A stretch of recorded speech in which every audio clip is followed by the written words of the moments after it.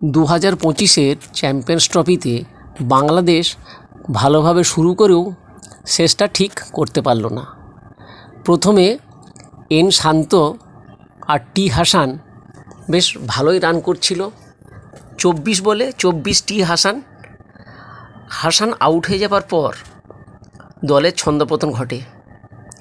M Mirza কিছুটা টানলেও আমাদের হতাশ করে গতবারের খেলায় 100 সংগ্রহকারী ত্রিহৃদয় মাত্র 24 বল খেলে 7 রান করে। এই যেন ম্যাচটাকে অনেকটাই ঝুলিয়ে দিয়ে যায়। তারপরে মাহমুদুল্লাহ 14 বলে 4 রান।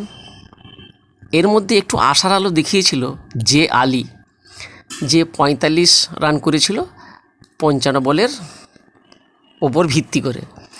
কিন্তু সেটাকে সবথেকে বেশি যে আঘাত এনেছিল বাংলাদেশের দলের উপর, সেটা হলো মিচেল ব্রেসওয়েল। 10 ওভার বল করেছে, যেখানে 26 রান দিয়ে 4 উইকেট সংগ্রহ করেছে। মিচেল ব্রেসওয়েল বাংলাদেশের ওপর বিশাল একটা প্রভাব বিস্তার করেছিল, যে বেশি রান করতে দেয়নি। তবুও বাংলাদেশ যে রানটা করেছিল সেটা কিন্তু খুব একটা খারাপ নয়। পরের বারে যখন নিউজিল্যান্ড ব্যাট করতে আসে খুব সুন্দরভাবে শুরু করেছিল, কিন্তু প্রথমের দিকে 2 জন আউট হয়ে যাবার পরেও হাল ধরে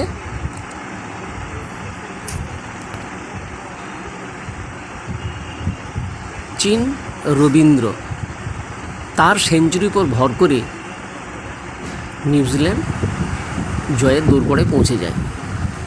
বাংলাদেশের সঙ্গে ভারতের খেলাতে যেমন বিরাট কোহলি সেঞ্চুরি করে বাংলাদেশকে হারিয়ে দিয়েছিল, রচিন রবীন্দ্র ঠিক সেরকমই একটা বিশাল ভূমিকা পালন করেছে। কিন্তু এই বাংলাদেশ হেরে যাবার পরে আর কি কোনো পথ আছে সেমিফাইনালে যাবার? কার্যত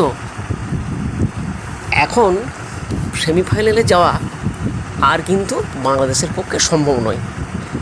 বাংলাদেশ আর পাকিস্তান দুজনেই 2টো করে ম্যাচ হারে, যার জন্যে এদের মধ্যে আর কোনো দলই মনে হয় না আর সেমিফাইনালে পৌঁছাতে পারবে।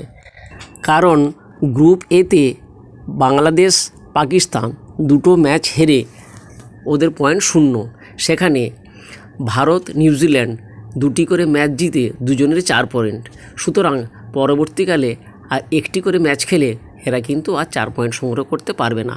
তাই বাংলাদেশের ক্যাপ্টেন এন শান্তর খেলা আমাদের অনেকের নজর কেড়েছে।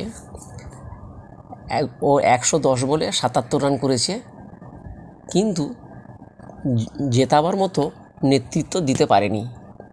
কার্যত পাকিস্তান এবং বাংলাদেশের সেমিফাইনালে যাওয়া প্রায় নিশ্চিন্ত হয়ে গেল যে এই 2টো দল আর সেমিফাইনালে যেতে পারবে না, অন্তত গ্রুপ এ থেকে হিসাব তাই বলছে।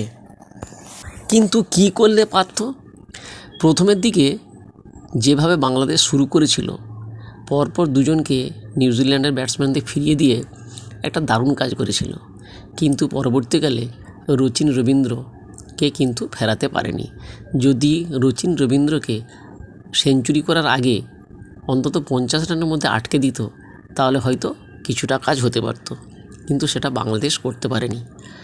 যাই হোক, মিচেল ব্রেসওয়েলকে ধন্যবাদ জানাতেই হবে, কারণ বাংলাদেশের যে সমস্ত গুরুত্বপূর্ণ উইকেট, যেমন টি হাসান, টি হৃদয়, এম রহিম, মাহমুদুল্লাহ, এদের উইকেটগুলি সংগ্রহ করেছে ব্রেসওয়েল।